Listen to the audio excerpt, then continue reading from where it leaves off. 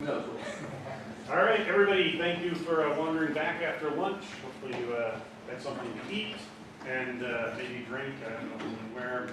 We now have a couple of folks to talk to us about database. Now, for some of us, databases are magic black box things, but here's the cool thing about databases. Why do you break into a bank? You rob banks because that's where the good stuff is. Hey, don't we keep good stuff in the databases? I think so, Jack. That's it. So I would like to introduce Josh Shaw, Martin, and Martin. Okay, so these gentlemen are going to tell us how to get to the good stuff. So enjoy.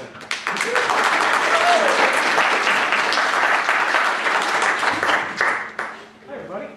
Thank you all for coming in today. I'm going to talk loud. Martin's going to talk into the microphone. I'm really excited that we're here today. I'm excited that you're all here today. This is going to be fun. We're going to show you how to hack databases. And, my plan for today was actually kind of mellow. I was just going to talk to you about, here's the type of vulnerabilities we have in databases, and then I was going to show you some exploits and kind of how easy it is. But then I got lucky and Martin agreed to come with me. Now, Martin Rakhmanov is the guy that's found most of the vulnerabilities that we're going to talk about today. So I thought it'd be a lot more fun to spend more time talking to Martin and learning about actually discovering ODAs in databases and how we find them and how to go after them, as well as show you how to go out and, if you feel like breaking into Oracle tomorrow, let me make it really, really easy for you today. So let's start here. Just a little intro. A lot of data gets stolen every year. You all know that. Almost all the data that gets stolen every year comes out of databases one way or another. And that's no surprise, because pretty much all the data we've got we store in databases. So if you're going to steal it from somewhere, it's probably going to eventually end up in a database, particularly if you're going to steal a lot of data at once. The reason why people are able to steal a lot of data out of databases is because, well, nobody really bothers to secure them. Breaking into databases is so ridiculously easy. They're so poorly secured. There's so little organizations that actually take the security of their databases seriously that they're just a really soft target out there. It's kind of fun to go break them. So, just some basic stats. Huge increase in the number of attacks last year over the year before. Most of them were actual external attackers. Data is what people are trying to break, they're trying to steal. And it's credit card info, it's personal information, it's company secrets. This is the type of stuff we store in our databases that's getting stolen. Now, when I look at what the real problems are in databases today, like where your database is really vulnerable right now, I come up with a top 5. And my top 5 looks like this. Starts with SQL injection. So we've been talking about SQL injection since 1984, and we haven't done all that much to fix it in the web app yet. But what's interesting is that the database vendors have introduced a lot of SQL injection vulnerabilities into the databases, and those are often a lot scarier than the SQL injection vulnerabilities in your web apps. So we'll look at some of that stuff today, but that really worries me. The number of SQL injection vulnerabilities we see inside the database is growing. And we've got password attacks. So your employees have no idea how to set a strong password, and no matter what controls you put in place to force them into a strong password, they figure out how to come up with an easily guessed password that passes their rules. That's one problem. That's not what really I care about. The more interesting problem is that there's a new generation of password attacks that we've seen come out against databases that allow attackers to brute force passwords, unlimited attempts, no logging, no account lockout, just pure entry into the database system. You start seeing vulnerabilities like that, and the whole concept of username and password authentication falls apart pretty quick. Improper and ineffective access controls, it's just something we've been seeing forever. People don't bother to set up the access controls on their database, and so they don't work. Security features kind of suck if you don't turn them on. Database Java exploits. So Martin has found in pretty much every major database in their Java implementation mechanisms that anyone with access to the database can load any Java onto the database server and run that job. I mean, the database gives you an interface to load up your malware, run your malware, and it runs it all as the database application itself. So you're pretty much always running as root on whatever box you've got. It's beautiful. And then finally, we've just got misconfigured database security settings. All the databases have security features. They're pretty much all turned off by default. Guys start to build applications with those default systems in the database. Then they go to secure the database, and then the apps don't work, so they turn the security features back off again. See long. I asked my research team, Martin is one of our head researchers. My research team is called Team Shatter. They do database security research. Shadow's the biggest dedicated database security research team in the world. And they said to the guys, look, OWASP does this really cool thing with a web application top 10. Why don't you build a top 10 for database vulnerabilities? And so they built this top 10, and we're actually going to base our presentation on the top 10 today. So we'll walk through these kind of 10 different classes of vulnerabilities. We'll show you some exploits, but we'll spend most of our time actually talking about how we found this stuff. So let's start with logins and passwords. Every database has got them. Right? Everybody's got to have an account in the database one way or another. The database is all shipped with a bunch of default accounts. And when you install applications on your databases, they install default accounts too.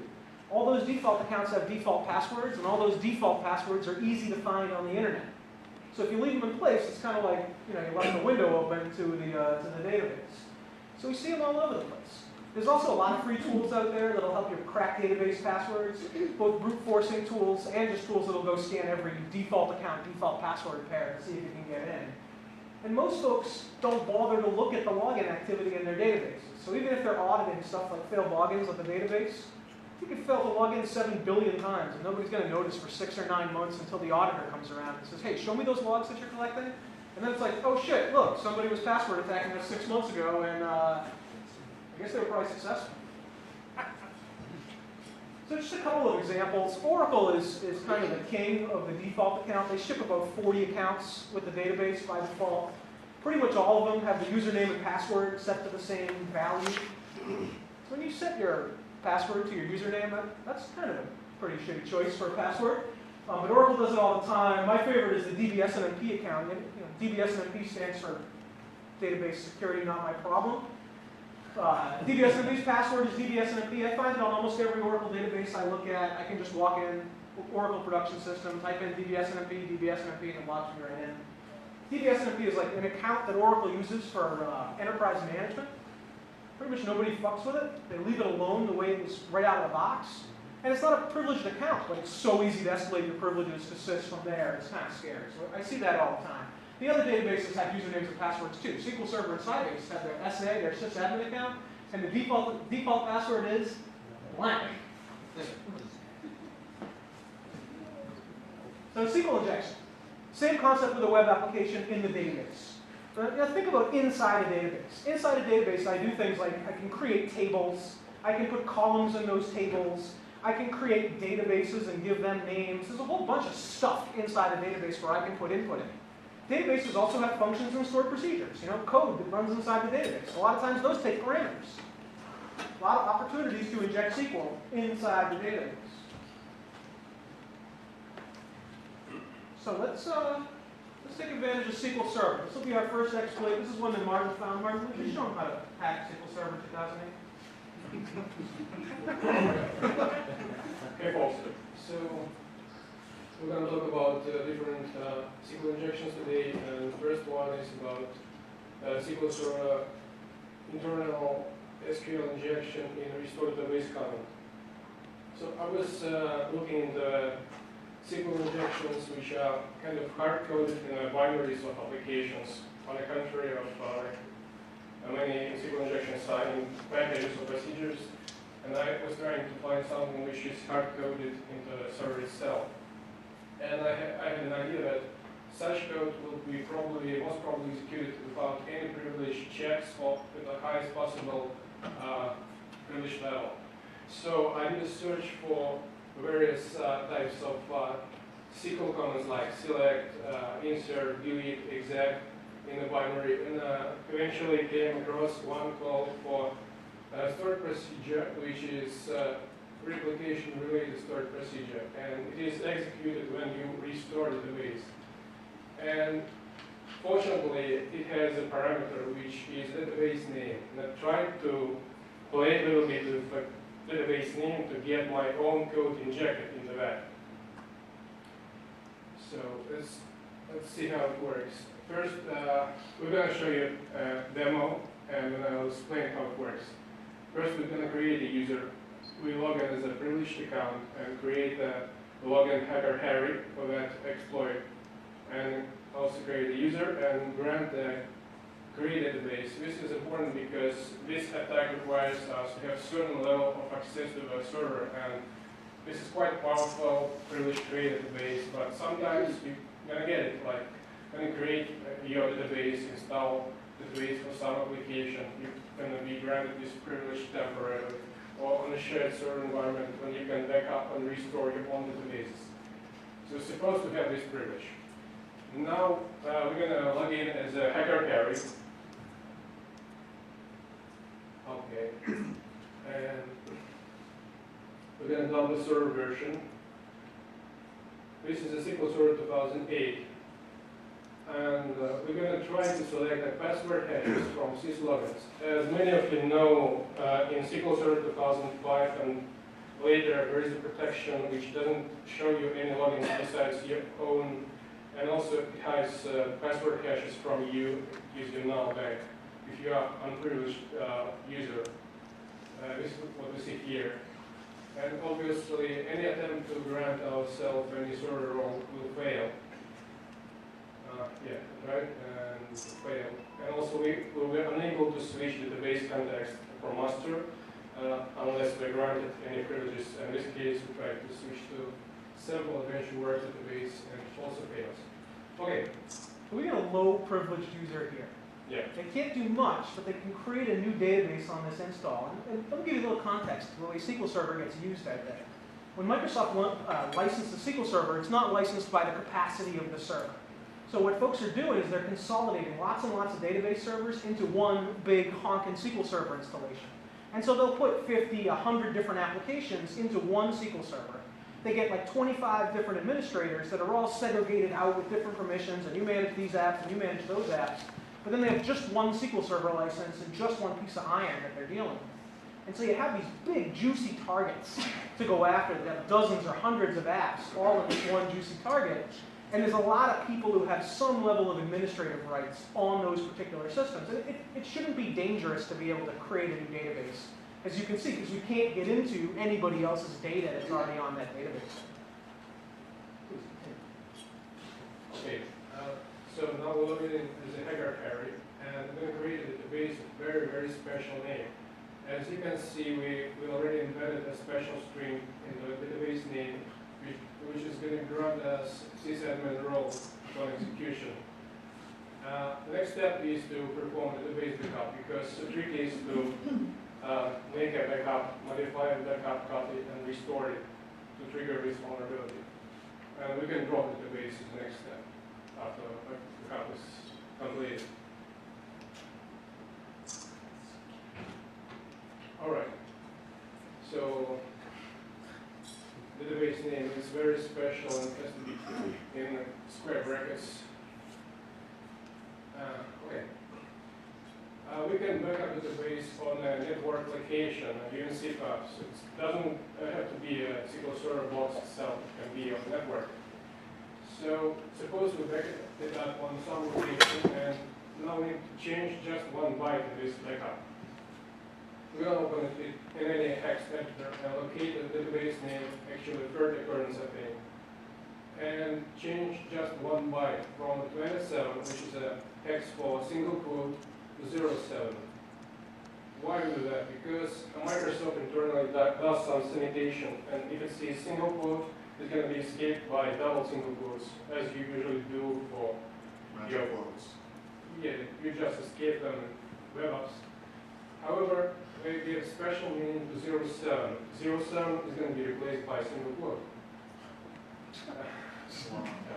It's magic, right? They put this protection in place so that you can't stuff a single quote in.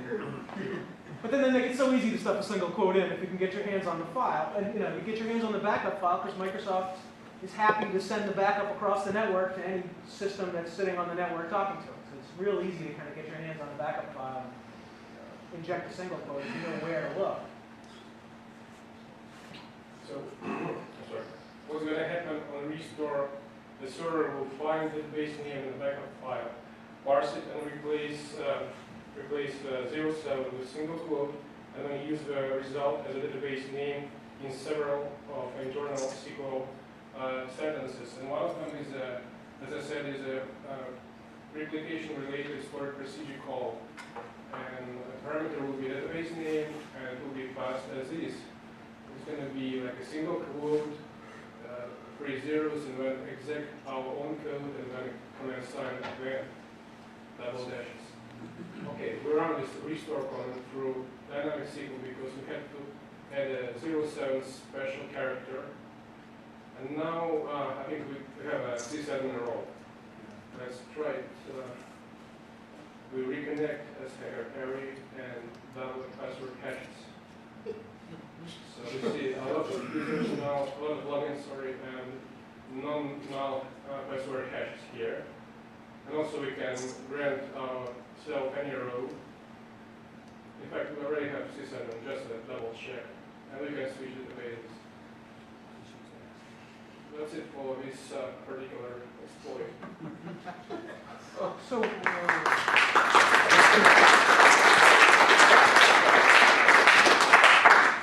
think this is a good one because of the way people deploy SQL Server with all these different databases kind of consolidated. Martin reported this to Microsoft at least 2 years ago. Microsoft eventually got back to us and they said, this is lateral escalation by our definition. You've gone from administrator to administrator in SQL Server, and so we're not going to fix this. So this is an O-day. This is not going away. This is there in every SQL Server 2008 installation. I don't believe this is lateral escalation in any way, shape, or form. I mean, you just saw us go from almost no privilege in the database to complete ownership of the server and everything that runs on it. This one horrifies me. I've tried hard to convince Microsoft they took the wrong approach, but they have their lateral escalation rules and they know what they are. But this will work on any SQL Server 2008. Try it. Essentially, just need base rights to the SQL server, so regular user. Regular user with create database. So if you go out and say, hey, look, I'm going to evaluate this new vulnerability scanning tool, and it needs a SQL Server backend, so just create me an account, give me create database, and I'll install it. You can take it away in an hour. I never had anybody say no to me for that, and I've asked hundreds of organizations. We happen to sell, a vulnerability scanning tool that needs SQL Server for the backend, so we've asked a lot. So let's talk about privileges. Excessive privileges, you give somebody access to something you don't want them to have access to, and they have access to something you don't want them to have access to. I mean, it's kind of straightforward, right? The thing is, in a database, the access controls are super complicated. You've got privileges you can grant to users, you've got roles that you can grant privileges to, you can grant roles to roles, there's implicit privileges, there's all sorts of privileges in a database, and the damn database will not tell you what your privileges are. Unless you're talking to MySQL. MySQL's got a super simple permission system, not very powerful, very simple, very transparent. Oracle, on the other hand, oh my God, you cannot ask an Oracle database what privileges you've got, who can look at this table, who can change this data and get any answer. The database can enforce the privileges, it just can't tell you what they are. So, there's some best practices. Pretty much don't grant privileges directly to users, grant them through roles, and make your roles simple and manageable. But the easier thing to do is just to take a user, like cut and paste the definition of that user, create a new user, and you're off and running without thinking about roles. So we see a lot of directly granted privileges out there, which isn't a risk in and of itself. It's just a problem when you go to change somebody's permissions, and you've got to think about every permission they have and every user in that particular job. It can be a mess. And then finally, databases have public. Now, public is like a group that includes every user in the database. You can't make public go away. There's tens of thousands of privileges granted to public by default, so you can't even manage public privilege. If you take those privileges away, the database doesn't run anymore. And you go ahead and try to figure out which of the 37,000 privileges granted to public in an Oracle default installation are important or not. Because Oracle certainly ain't going to tell you. So you can go test every one of them, take this one out and see what happens. But we're kind of all stuck with this privilege issue where public is this big mess and there's very little we can do about it. Unnecessary database features. So here's another big one. We all talk about surface area in the security business. And, cut down the surface area, give us less code, give us less places for a hacker to go after. Well, if you're in the database business, your goal is to put as much functionality into your database out of the box as possible, right? Make it easy for people to just start up their apps, get them going, whatever features they want, whether that's Java, XML, locations, services in the database. I mean, there's so much stuff that just gets installed by default, including lots of functionality to access the operating system through the database. So let's access the operating system through the database. Martin, why don't you show my next slide? Okay. So this is actually about the Java enabled in the database without any need. In Sybase within 7, you can enable Java, and it can be invoked by any user without any privileges set. Absolutely. So what we're going to do is run any code in the context of a server process via Java. First, we're going to examine the server version, which is within 7, the latest version of SidesRI available. We're going to add a demo login to that.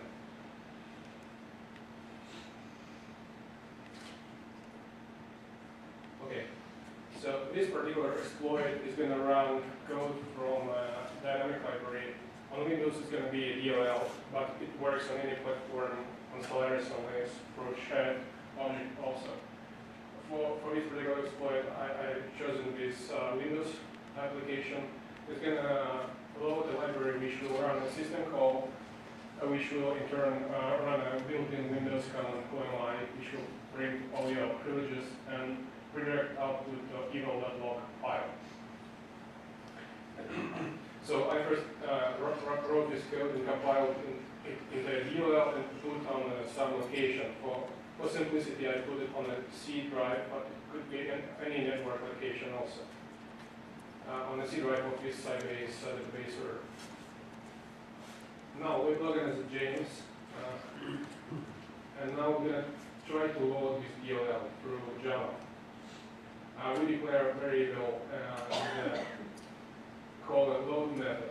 And apparently it should fail because of the security restrictions put by Sybase inside Java implementation.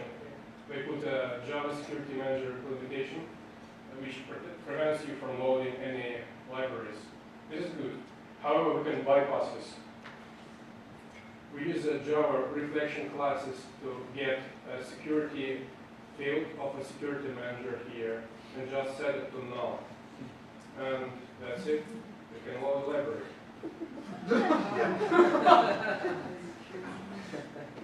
Hey, that's not funny. The biggest banks in the world use Sybase. This is serious. Okay, you should say that's something. No, okay, it worked. And now if we look for eval.log on a hard drive of a machine, we're going to find it on the system file. By default, Sybase server is installed on the system, I think local system account, right? So here you see a username with the authority system, a lot of privileges. Basically, you can run anything. This requires no access except connection to a database machine with Java enabled. That's why you should now enable unneeded options. So I doubt too many of you guys are database administrators, but what was interesting about this attack for me was the way we created that user. All we did was give them a username and password. In the database, you have some public permissions by default, and that's what I mentioned, but we didn't give them any privileges at all in this database. Just create a user, it's the lowest privilege user you could possibly have, and they were able to load and run arbitrary code. I mean, Martin was friendly and wrote who am I, but you could also probably stuff Zeus into a package and get that to load up on this server. Was that the Java security subsystem that you used to just elevate to allow you to go in there, or did you use? I just bypassed Java security subsystem, which was incorrectly implemented by Sybase. Basically, when you plug in Java into the base, you have to write security manager implementation properly, and it wasn't done here. This thing is already patched, but there are other similar vulnerabilities in Sybase still. Martin last year found a rash of Sybase vulnerabilities. We just started looking and we found a ton of them. Sybase has been working its way through them slowly, but there are some, there's some pretty ugly ones, some really simple to exploit ones that are out there. I think we'll show you another Sybase today. So broken configuration management, again, if you don't set up the security settings on the database or any other piece of software, they just don't work. The troublesome thing with databases is that very few people know what a secure database looks like, or have some standard that says these are the way that the settings should be set properly. People are using the disasstate. So there's two options that are out there in like kind of the public domain. You got the disasstate, which explains every setting in like the database and tells you how to set it, but it's pretty heavyweight. You know, it's kind of geared up towards military and it's great, but most folks who use it kind of water it way down. Then you've got CIS, the Center for Internet Security, also publishes a database benchmark, which is pretty good too when it goes through all the settings. And I mean, gee, it's like not super rock solid, but if people use it, it'd make a big difference. Well, but I'd say maybe 10 to 15% of organizations that I see have adopted one of those two standards. And maybe another 10% of organizations have an internally generated standard. But that leaves you with like 70, 80% of organizations out there that don't have a target. And it's so hard to hit a target when you don't have the target to hit. Like how do you ask people to go and set up a secure database when there is no definition for what that looks like? So just a couple of examples. Oracle Configuration Management is a piece of Oracle that leaks a ton of data. Microsoft installs on default ports 1433 and 1434, so Nmap finds SQL Server like you wouldn't believe. Sybase has got an auditing system that if you don't set it up exactly, perfectly, correctly, you lose audit records very, very easily. And my all-time favorite is the security knife switch on DB2. This is both on the distributed and on the mainframe version of DB2. It's a parameter called trust all clients, and I call it the security knife switch because it literally is. If you turn trust all clients to yes, that turns off authentication and authorization in the database. It just literally turns off all security features in the database. Now, I've been in the software business for like a while, 10 to 15 years, and I've learned that when you put features in your software, even if they're stupid, people use the features in your software. I see people turn trust all clients on in DB2, and I ask them, like, what are you doing? I don't really know. Why is that a big problem? My hair's on fire. Why is that a big problem? It's there now. I don't know why it's there, but it's there. So, we haven't attacked Oracle yet. Can I do this one? Yeah, sure. All right. So this is a fun attack. This is 11G release 2. It's the latest version of Oracle. This does not require a database login to execute. I love the attacks that are completely unauthenticated, network-based. I mean, those are the most fun for me. Now, what we're going to do here is we're going to be able to take complete control over Oracle. We'll also be able to watch anything that's going on with the database. And we're going to do this by exploiting a vulnerability called TNS listener poisoning. So let me give you a little information about Oracle architecture and the listener, and then I'll show you the attack. So this is the way kind of Oracle's set up. It's got something called a listener, and the listener is sort of a proxy. When you want to talk to Oracle, you talk to the listener. And the listener will tell you where the database is. So basically, the listener is on a known port, and then the listener tells you the database is on some ephemeral port that you're going to go talk to. Right? So eventually, you end up having a conversation directly with the database. So the listener is kind of like a lookup service for the database. So with this attack, the attacker comes in and sets up a proxy. The attacker then poisons the listener. Once the listener is poisoned, the listener will start sending connections not just directly to the database, but also to the proxy. See, the listener is set up to allow you to do clustering. So Oracle's got a clustering system, it's called RAC. And when a listener sees two databases set up with the same name, it says, hey, I must have a cluster. I'll start load balancing between these two databases. Right? What we're doing here is we're adding another database with the same name as one that already exists, and so it's going to start to load balance. And some of the connections that are destined for the database are going to be load balanced to the attacker's proxy. The attacker then proxies those connections off to the database, right? So now he sees everything that happens, but more interestingly, you drop any disconnect commands, and now you own the session. So the attacker can now talk directly to the database. The reason why this attack is anyone on the network is that there is no authentication required to add databases to a running listener. There's just no security around it at all, beyond obscurity. It's a protocol that Oracle doesn't publish, and then if you don't know the protocol, you can't add a listener. What's the first thing you do, right? Wireshark, let me add a listener and see what happens. Guess what? I know the protocol. So this vulnerability was actually discovered by a guy named Yaksin Korin. He discovered it. Oracle tried to sort of fix it and didn't, and then it got out there as a 0-day earlier last year. There's a fix out for this now, but not a lot of folks have implemented it. So here's my database server. I'm running on the database server. The only interesting thing here is my IP address. My target database is on .193. So here's my attacker system, or here's a client system, I'm sorry. Regular client going to connect to the database, connects to the database with a privileged user, can do privileged user stuff like select usernames and passwords from where the database stores them. This is a DBA, you can do this. So I can get my sensitive data. Now here's my attacker system. Yoxin, when he published this vulnerability, published a couple of Python scripts, made it easy. So one Python script he published was a proxy, just a TNS proxy, so this will proxy Oracle connections. So I'm going to set up the proxy. Right, I want to proxy with the target database as the remote IP. I've got my own local address in there. Port 1521 is Oracle's default port.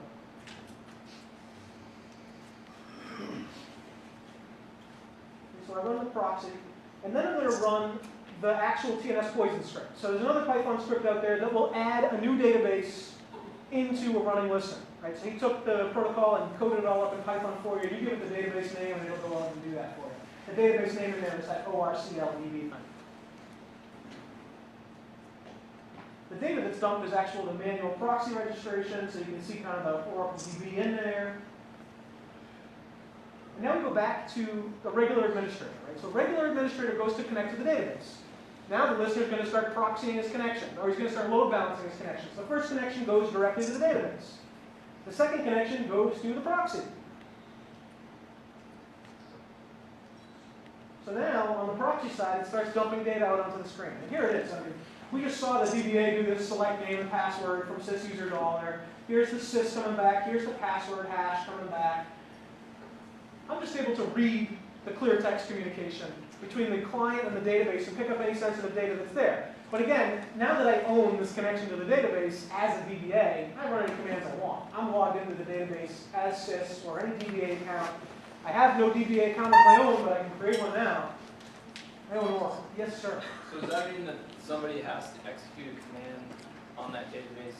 Somebody has to connect to the database. Not just execute a command, but they actually have to make connections. So you may sit there for an hour, a day, a week, waiting for somebody to log into your database before your proxy lights up with a connection. Okay. But eventually you'll get it. And that goes back to you. It comes back to you because it's load balancing between the real database and what it thinks is the other database in the cluster that's really your proxy.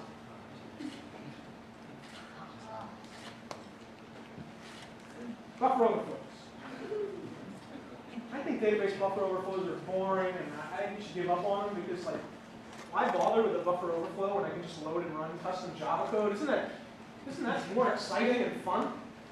Oh, but there's buffer overflows anyway. Will you show them how to crash DB2? I'm sorry. Some time ago, there was a exploit published on the internet showing how to crack DB2 through built-in repeat function, which is publicly available. So anyone can run this command. Just a one-liner. You just connect to the database and do select repeat and non-repeat with a huge amount of repetitions inside. So it's gonna allocate memory, 1K memory, and then it's going to be repeated a million times, so it's going to eat up entire memory, and the process will die. If we go to the event log, we're going to see DB2 service is dead. So it's a DOS at least. Just a one-liner, and I think it's not possible to mitigate this vulnerability. You can revoke permissions to run a repeat command in DB2. No more database. I presented this once and somebody said, well, who cares? Why do I care if my database goes away? That's exactly what I said. Okay. Don't worry about it.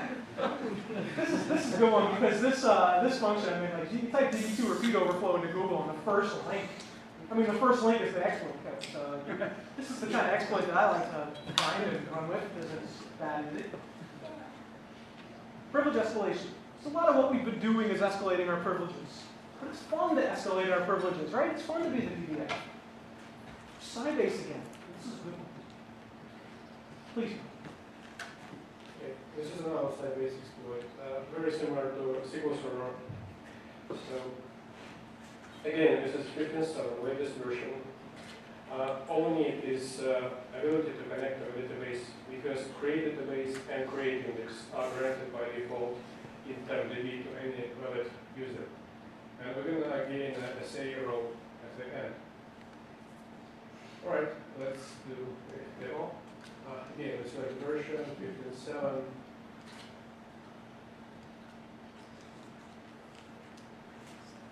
getting a Genius, which was just created. It's unprivileged account, just kind of login.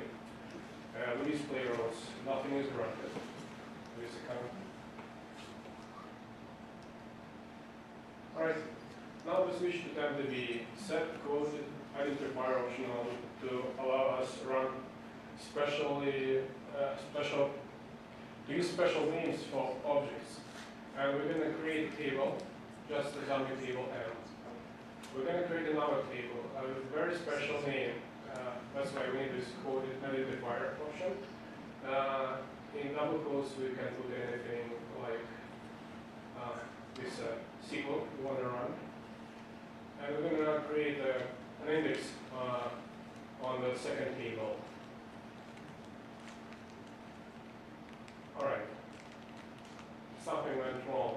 What happened here is server tried to create an index, and because of a problem in input sanitation, it executed code we supplied as a part of the object name, this grant rule, and it didn't get back expected number of rows or something like that. That's why it says some error occurred and killed our connection. But now we can reconnect and see if we have any rows. Here we are. We have SA role and SSO role ran for this exploit.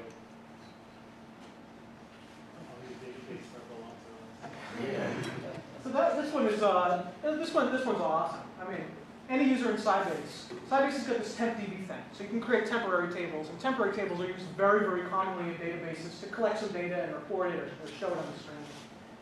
In Sybase, everyone has the right to create a temporary table. It's irrevocable. There's no way to take the privilege away to create temp tables. Even if you deny the privilege to create table to a user, they can still create a temporary table. And if I can create a temporary table, I can create an index on that table. And if I can create an index on a temporary table with the right name, I can run this exploit. So no privilege is needed beyond the ability to log into the database with a guest user or any other low privilege user. I love that it gives you an error in the process of granting you full control of the database server too. So we got unpatched databases. Pretty much all this stuff is patch-driven issues. The vendor made a mistake in their code.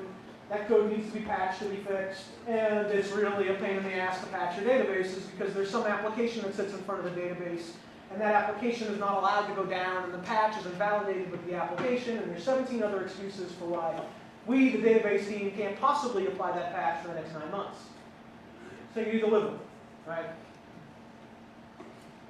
Finally, we've got crypto. I think database encryption is kind of stupid. I really do, because most of what it does is nothing. Databases have these like access control systems. So if you don't want somebody to have access to data, you don't give them access to the data. That's usually what you use crypto for, right? It's access control. But there are these DBAs in the database that don't observe those access control rules. They can see any data they want to see. So the idea behind crypto is maybe to keep those DBAs out of the data in the database that they administer. The problem is that pretty much every database encryption system is run by the DBAs. So the only people you could possibly get any benefit from keeping them out of the data is the DBAs, because everybody else just deny access to data you don't want them to have access to. You encrypt the data so the DBAs can't see it, and then you give the DBAs the keys to decrypt the data. And you have spent some time and money, but you haven't done much. Now there's some things you can do. It's useful maybe to encrypt the disk, so if somebody steals your disk, or if you run backup off disk instead of through the database, maybe you can encrypt the data out there. It's useful to turn on network encryption in case somebody puts a packet sniffer in front of the database. Maybe they won't get all the data from the database. That network encryption stuff with the client is pretty darn easy. But most people think of this, I'll just encrypt my database data as the silver bullet. And folks like the PCI Council are making it worse by saying, here's a requirement, encrypt your database. Like, well, why? What do they get at? But there are some options out there. It's absolutely the last thing you should do from a security perspective for your database. But, well, again, kind of got to balance it out. There's some benefit, but not much. Particularly not with inside the database, I'm going to encrypt my live data.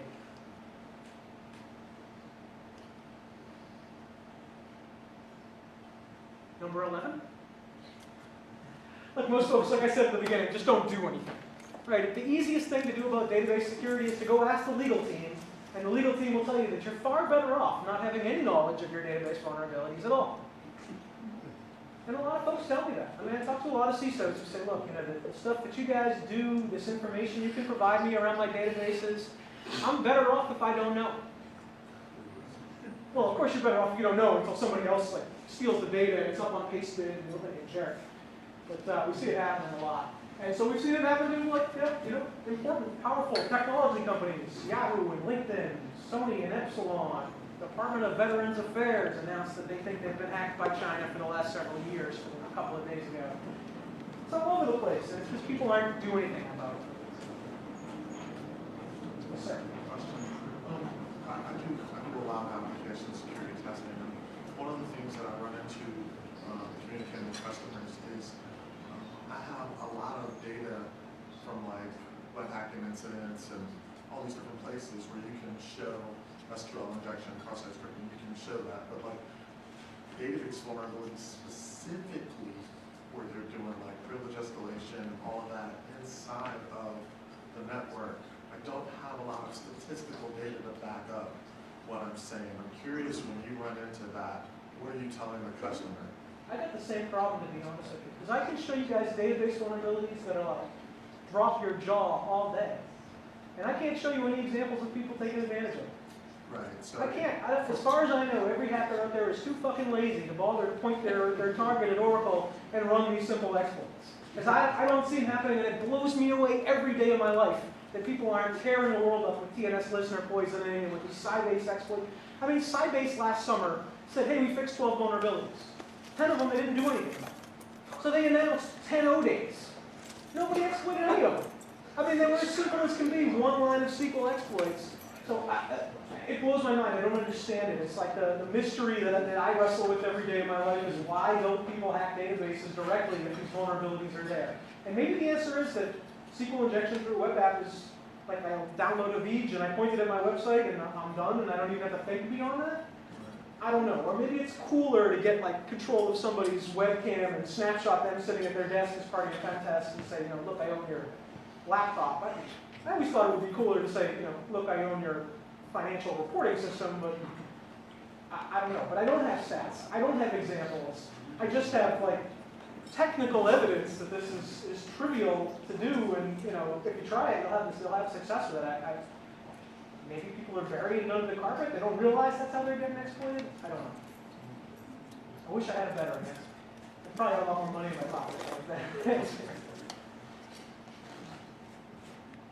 Yes, sir. How does Postgres stack up against the commercial offerings? I know we did have examples of it. Postgres and MySQL, put them in the same bucket. They're both pretty decent from a security perspective. We see some vulnerabilities come out every once in a while, and sometimes they're pretty dumb and pretty scary. But with the open public review of the code, it hasn't been too bad. At the same time, those databases are simple. They have a lot less features than Oracle or IBM have. And with that simplicity comes just a lot less opportunity for mistakes, right? Less code means less bugs, means less vulnerabilities. They're not as readily used in the enterprise either. It's not. And you've got some packaged versions of Postgres like Enterprise DB that make it better. But the truth is, for most of your enterprise apps, Postgres isn't gonna do the job. Or your database administrators are gonna tell you that I don't know how to make Postgres do the job. Yeah. So I gotta stick with Oracle.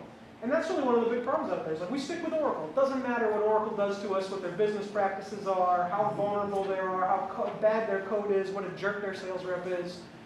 We still, there's nothing we're gonna do to stop running Oracle and Oracle apps.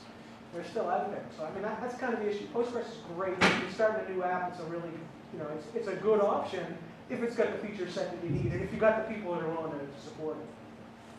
Listen. Do you think that all this vulnerability research is beating down vulnerabilities in databases at all, or do you think that new code is outrunning the research? What do you think, Ryan? Could you please repeat this? Is it harder to find database vulnerabilities now than it was 2, 3, 4 years ago? Oh yeah, especially in SQL Server.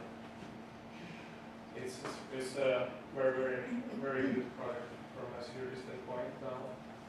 But for Oracle and Sybase and DB2 probably there are a lot of issues still. Microsoft, honestly, Microsoft's done an awesome job. With the exception of this vulnerability that we showed you today, there's no known vulnerabilities against the current version of SQL Server. So they took it seriously, and one of the things that Microsoft does is they actually put a decent number of security controls on by default. And so it helps. So like I just stand up like a brand new SQL 2012, and I can't just break into it. Whereas I stand up a brand new Oracle 11G release 2, and the door's wide open to break into that. So that's kind of an interesting thing. In the database world, Microsoft is far more secure than Oracle and any other vendors out there. Yes. So, how do you go about finding these vulnerabilities? Reverse engineering? Oh yeah, you have to do different stuff like reverse engineering, or you may approach it differently using some fuzzing techniques.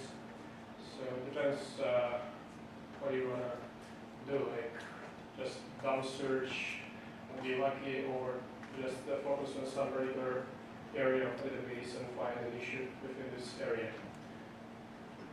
One thing I've seen a lot is the same developer makes the same mistakes a lot of times. And you don't know which developer committed which code, but you find families of code. So like some of the code for like creating indexes or creating tables is a good example. If the developer who wrote the code that does the create table allowed you to inject SQL in the table name, there's a good chance that every other table-related administration function was written by the same developer. So you find one vulnerability, and then you go look for every other similar piece of functionality, or you go after every other parameter in that same function, and you may find vulnerabilities fall out of the sky. And I see that a lot. Like if I look at our list of vulnerabilities, you see these groupings around very similarly named functions, because they're all in the family of like Oracle Spatial, or they're all in the family of XDB or whatever. And you just, there's 5 parameters. Look at all 5 of them are vulnerable to SQL injection. And hey, there's 4 other functions that have almost the same name. And look, their parameters are vulnerable too. That's often how we find a lot of these vulnerabilities. It's like a snowball kind of. And sometimes there's just add a function to sanitize user input in one place, but forget to do the same in another place. So it's kind of partially fixed vulnerability. You have to double check. What do you use, like IDAPRO, like sort of IDAPRO? Oh yeah, IDAPRO is a good example for reverse engineering and Python tools. Cool. What about some of the newer NoSQL stuff? Are the engines different on the back end where you can't do these things, or? I would assume that the newer stuff like Mongo and Greenplum and whatnot all have the same types of vulnerabilities. I don't know of a researcher out there that's looking yet at those type of systems. It's not as sexy. It's not just that it's not as sexy. There's certainly not as many of them out there, so it's not going to be as fruitful. It's interesting, and at the same time, though, as I look at Mongo.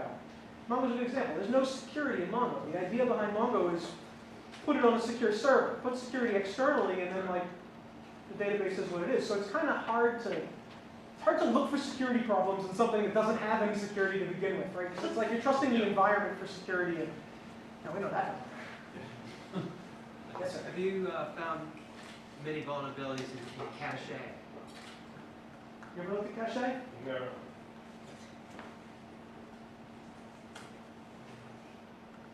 Well, you're out of questions. We're out of time. Good deal. Thanks for having me.